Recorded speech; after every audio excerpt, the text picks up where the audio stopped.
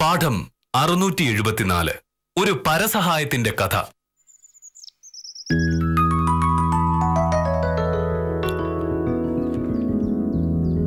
പ്രതികളെ വെറുതെ വിട്ടു. കുപ്രസിദ്ധമായ മൊയ്തീൻ വധക്കേസിലെ 4 പ്രതികളെയും കോടതി കുറ്റക്കാരല്ല എന്ന് കണ്ട് വെറുതെ വിട്ടു. പ്രതികൾക്കെതിരെ പ്രോസിക്യൂഷൻ ഹാജരാക്കിയ തെളിവുകൾ അപര്യാപ്തമാണെന്ന് ചൂണ്ടിക്കാട്ടിയാണ് സെഷൻസ് കോടതി പ്രതികളെ വെറുതെ വിട്ടത്. തെളിവുണ്ടായിട്ടെന്താ കാര്യം?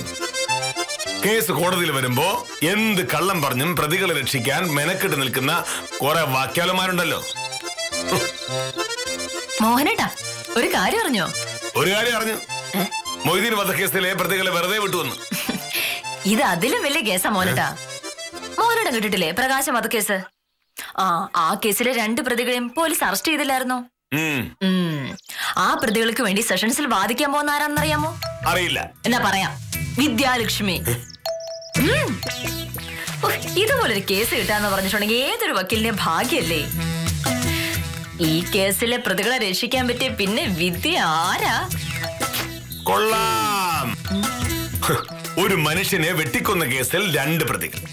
അവരെ പോലീസ് കഷ്ടപ്പെട്ട് അന്വേഷിച്ചു കണ്ടെത്തി. അതൊന്നും വലിയ കാര്യമായി നിനക്ക് തോന്നിയില്ല. പകരം ആ പ്രതികളെ എങ്ങനെയെങ്കിലും രക്ഷിക്കാൻ നോക്കുന്ന വിദ്യാലക്ഷ്മിയാണ് നിനക്ക് വലുത്. നീ ചെയ്യുന്നതൊക്കെ നിന്റെ ഇഷ്ടത്തിലുള്ള പണിയാ. അതിന് എന്റെ സഹായം ചോദിക്കുന്ന പോലെ ശരിയല്ല. അപ്പൊ വിദ്യാലക്ഷ്മി അവളുടെ ഭർത്താവ് സഹായിക്കുന്നു? അയാൾക്ക് വലിയ ഉദ്യോഗമൊക്കെ ഉണ്ട്, മോഹനേട്ടനെക്കാളും ശമ്പളവും ഉണ്ട്. എന്നിട്ടും അയാൾ വിദ്യ സഹായിക്കുന്നില്ലേ? അയാൾ അങ്ങനെ ചെയ്യും. എന്തുകൊണ്ടാ? ഒന്നാമത് അയാൾക്ക് കാശിനോട് വലിയ ആർത്തിയാ. അതുകൊണ്ടാണല്ലോ കോടതിയിൽ നിന്ന് കിട്ടുന്ന ശമ്പളത്തിന് പുറമെ സ്വകാര്യ ട്യൂഷൻ നടത്തി പിന്നെയും കാശുണ്ടാക്കുന്നത്. അപ്പോ ഭാര്യ കേസ് വായിച്ചുണ്ടാക്കുന്ന കാശും കിട്ടണമെന്ന് അയാൾ ആഗ്രഹിക്കും. രണ്ടാമത് അയാളുടെ സ്വഭാവം മോശമായതുകൊണ്ടാണ് കള്ളന്മാരും പിടിച്ചുപറിക്കാരുമായിട്ടൊക്കെ അയാൾക്ക് വളരെയധികം അടുത്ത ബന്ധമുള്ളത്. അപ്പൊ ധാരാളം കേസ് ഉണ്ടാവുകയും ചെയ്യും. എന്റെ കാര്യം അങ്ങനെയല്ല. ഒന്നാമതായി എനിക്ക് പണത്തോട് ആർത്തിയില്ല. നിന്റെ ഫീസ് കിട്ടിയില്ലെങ്കിലും എനിക്ക് കിട്ടുന്നത് കൊണ്ട് വളരെ മാന്യമായി ജീവിക്കാൻ എനിക്ക് പറ്റും. രണ്ടാമതായി എനിക്ക് കള്ളന്മാരെയും തട്ടിപ്പുകാരെയും അറിയില്ല. വില്ലേജ് ഓഫീസിൽ ഓരോരോ ആവശ്യത്തിന് വരുന്നവര് അവരുടെ ഗതികേട് കൊണ്ടാണ് മോഹനേട്ടൻ വലിയ ആളാണെന്ന് പറയുന്നത്. പക്ഷെ അതൊന്നും അവർ സത്യസന്ധമായിട്ട് പറയുന്നതല്ല മോഹനേട്ടാ. അതുകൊണ്ട് എനിക്കൊരു കേസ് തരുന്ന കാര്യം മോഹനേട്ടൻ ആരോടെങ്കിലും പറഞ്ഞിട്ടുണ്ടെങ്കിൽ അവരൊഴിഞ്ഞു കളയും. ഞാൻ പറഞ്ഞത് സത്യമല്ലെന്ന് മോഹനേട്ടൻ തെളിയിക്ക്. മോഹനേട്ടന്റെ സ്വാധീനത്തിൽ എനിക്ക് കൊള്ളാവുന്ന ഒരു കേസ് കിട്ടിയിട്ടുണ്ടെങ്കിൽ ഞാനിതാ ഇങ്ങനെ 100 ഏത്തവിട്ടോളാം. ഒരു സംശയം വേണ്ട.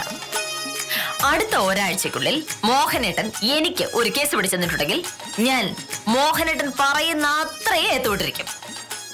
താമസിക്കണ്ട, ഇന്ന് തന്നെ ഏത്തോടെ തയ്യാറായിക്കോ. ഈ മോഹനകൃഷ്ണൻ ആരാണെന്നും ഈ നാട്ടിൽ എനിക്ക് എന്താ വിലയെന്നും ഇന്ന് നീ അറിയും.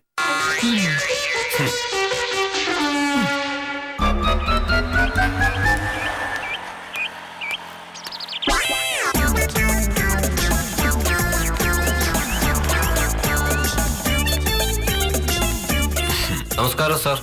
നമസ്കാരം. വക്കീലുണ്ടോ വീട്ടിൽ? ഉണ്ടെങ്കിൽ ഒരു കേസിന്റെ കാര്യം പറയാനാ. കേസിന്റെ കാര്യം വക്കീൽ ഓഫീസിൽ പോയി പറയണം. എന്റെ വീട്ടിൽ ഇത്തരം കേസുകളുടെ ചർച്ചകൾ പാടില്ല. മനസ്സിലായല്ലോ?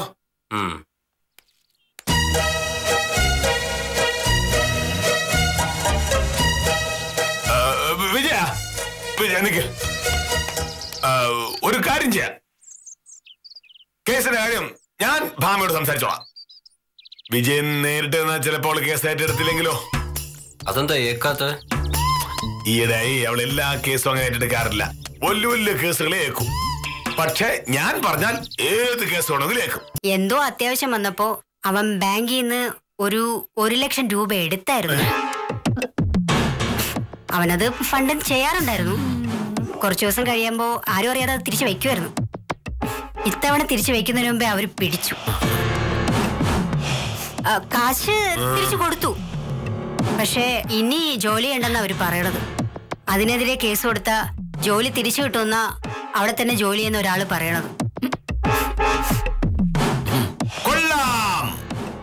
ജോലി ചെയ്തുകൊണ്ടിരുന്ന സ്ഥാപനത്തിൽ നിന്ന് കാശ് അടിച്ചു മാറ്റുക. നല്ല സ്വഭാവം. ഇവരെ പിരിച്ചുവിടാൻ മാത്രമല്ല, പോലീസിനെ കൊണ്ട് പിടിപ്പിക്കാൻ വേണം. ആ സൈസ് കേസ് വാദിക്കാൻ വേറെ ആളെ നോക്കിയാൽ മതി. ഞാനാണ് കേസ് വാദിച്ച് അറ്റാച്ച്മെന്റ് വാങ്ങിക്കൊടുത്തത്. പിന്നെ ഞാൻ എങ്ങനെ ഇനി ശിവൻകുട്ടിക്ക് വേണ്ടി വാദിക്കുക?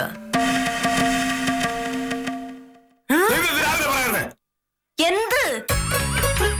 സുരേന്ദ്രന്റെ എതിർകക്ഷി ശിവൻകുട്ടിയാണെന്ന്. ശിവൻകുട്ടിയുടെ കേസ് ഏറ്റപ്പോ ആരാണ് എതിർകക്ഷി എന്ന് മോഹനേട്ടൻ ചോദിക്കായിരുന്നു. എന്താ